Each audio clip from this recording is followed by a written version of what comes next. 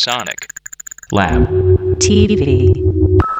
This is Korg's new Wavedrum X. It's the second Wavedrum. The first was introduced in '94.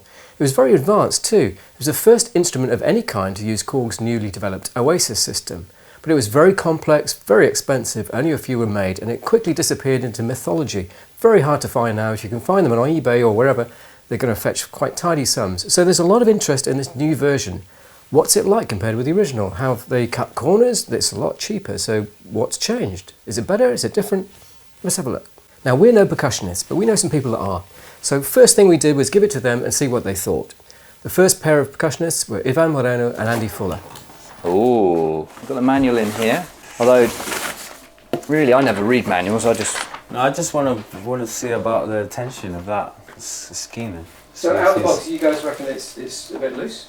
Yeah, it's loose at the moment. I think, which is a good thing, as I was saying before, because most percussion instruments, you know, when you get brand new instruments, you need to have the skin quite loose anyway. You tighten it up. Up, maximum. Yeah.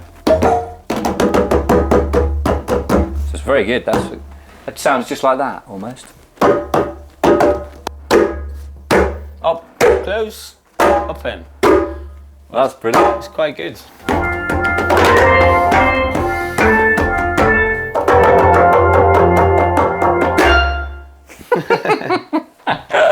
Oh, that is quite good. Let's have a look.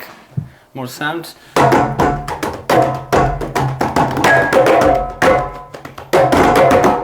So let's see what else can do. That's a guiro. Ooh, nice. Yeah, pandero stuff like that. If I could find the pandero. But obviously you need to read the instructions here. Well, no, I'm reading, but it doesn't make any sense really. It's just algorithms.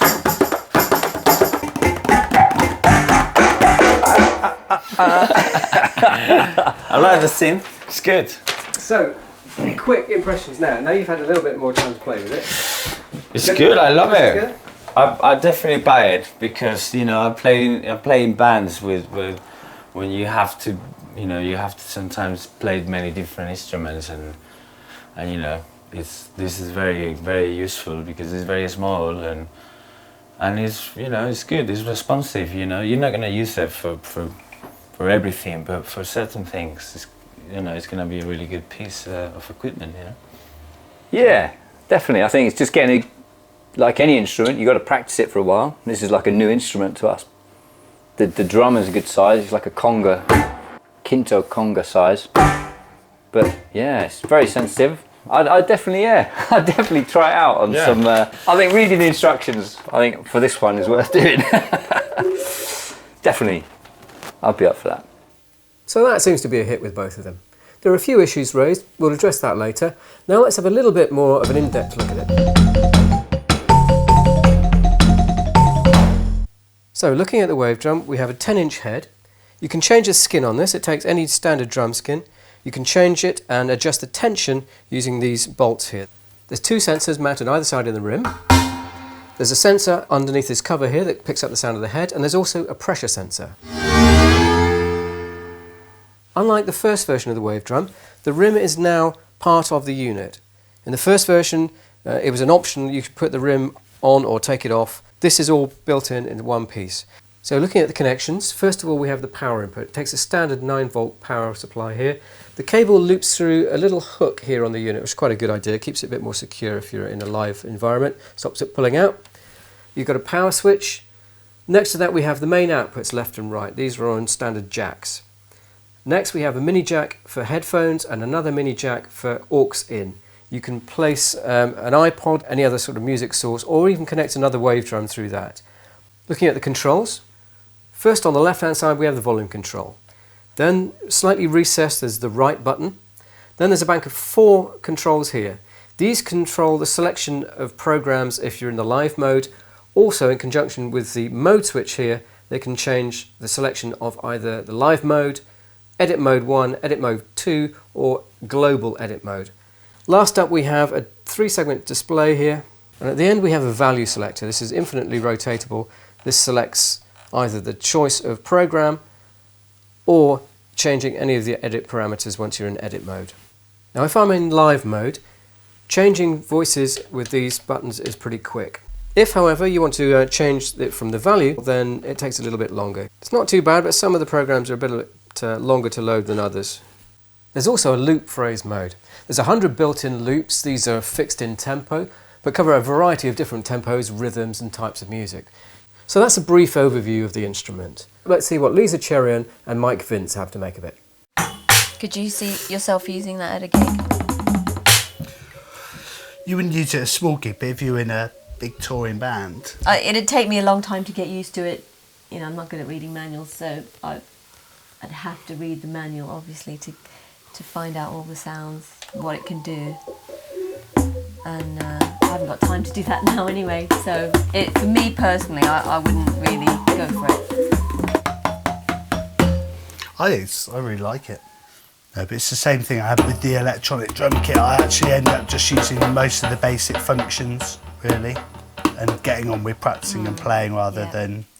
I think sometimes something like this is going to be used by someone who isn't really a percussionist but is a musician and, you know, wants to do something that you'd otherwise have to get a percussionist with loads of different sounds in. You know, if you wanted sort of basic tabla and African and ethnic sound. So for you, it's not going to replace any of your existing drums? No. No. But I don't think that is the point of any of these things. I think electronic drums are what they are and they should be used as that. If you try and compare them to things, it's pointless really, because they're not, you know.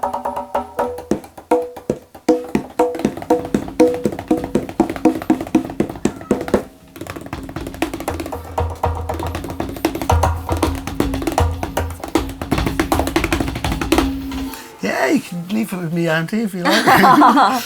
It's a bit like the Matrix. You can choose to go down the rabbit hole as deep as you want to go with this thing. I think at this price point, a lot of people will just take the blue pill. They'll settle with the stock sounds, and there are a lot of them, and they're quite inspiring and varied. And they'll just use it as an instrument to play with, to record, to generate good sounds with, and just basically have a lot of fun with. But if you want to take the red pill, firstly, the onboard DSP uses a number of different software synthesis techniques to process the sound. Now these are combined in different ways to form algorithms. There are 36 algorithms on board. These range from models of traditional instruments to more esoteric algorithms. Each algorithm has a number of parameters which you can edit. The second way the sound of you playing an instrument is used is to trigger PCM instruments. There are 200 onboard instruments, and the sound of these is modulated by the way you play the drum. So the 100 programs represent combinations of PCM instrument and algorithm. The head and rim are treated separately when you play the sound, so that gives you 4 sound generators. You have the rim algorithm, the head algorithm, the rim PCM instrument, and the head PCM instrument. It's not quite that simple though. Most algorithms are single size, but there are some larger double size algorithms which combine the PCM instrument from head and rim into one. These are used for modelling more traditional and complex sounds. So for the really technically minded amongst you, there's even the diagram in the manual explaining the signal flow for both single size and double size algorithms. A lot of fun. Let's get editing. So first of all, we're going to edit mode 1. You use the value control to specify which parameter overall you're going to change. So you've got tuning, decay, level, pan, algorithm select, velocity curve, pressure tune, pressure decay, reverb and delay. Now if we go back to tuning, the way it breaks down for most of these parameters is the buttons 1, 2, 3, 4 control the different zones. So button 1 is the head algorithm, button 2 is the head PCM, 3 is the rim algorithm, 4 is the rim PCM instrument. Oh, that's big! There's yet more diagrams for the pressure curve and the velocity curve. For example, the velocity curve, we have all these different lines represented, and we've got some strange displays here with just spikes, which would kind of indicate that nothing happens until you get to that level of hitting it, and then that happens. I don't know, your guess is as good as mine on that one.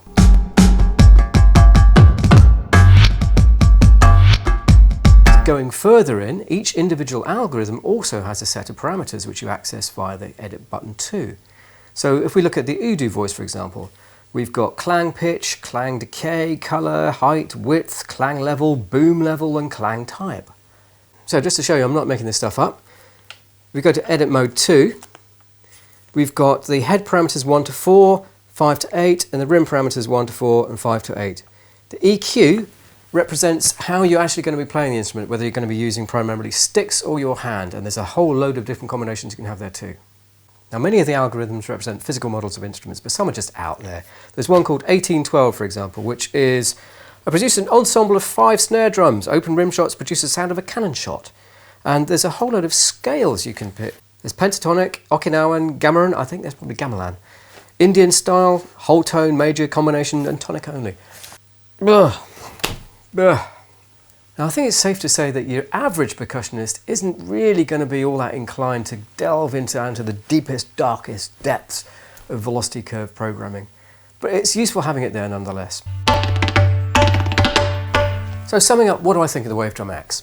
Well, I'm not a percussionist, but I've had a great deal of fun playing this thing. It's brilliant. It really is an instrument in its own right. It's very responsive. You can be quite subtle and sensitive with it. You can bash it. It feels like an instrument. You can get the sense that you could actually learn how to play this, and it's quite deep in terms of technique. If you do want to edit the sounds and create your own ones, put aside a big chunk of time. You can really go to town with it. However, it's tricky. It's got to be said. The limitations of having a 3-character display when trying to get to all these parameters are quite considerable. Like someone said, it's trying to clean your teeth by sticking a toothbrush. Well, we won't go there, but you get the impression. It's very hard to actually get inside and edit the parameters. The other big drawback I can see is there's no MIDI. I can understand why there's no MIDI in terms of the number of parameters it generates. It just far outstrips what MIDI capabilities are. But it would have been great to have some way of saving edit parameters. If you've done all that work editing sounds and you can really go into town and edit, then surely you're going to want to save those sounds or transfer them to another machine. And there's no way currently of doing that. It would have been great to see a USB port so you can actually stick a USB drive in there and just save your parameters, or have an external editor you can plug in. A software editor to edit these parameters, that would be so handy. Also, there's no Xlr output, and it's quite a low volume output. I've got my amplifier here right up as high as it will go, and it's going through 2 monoblock amplifiers, so I might have liked it a little bit louder.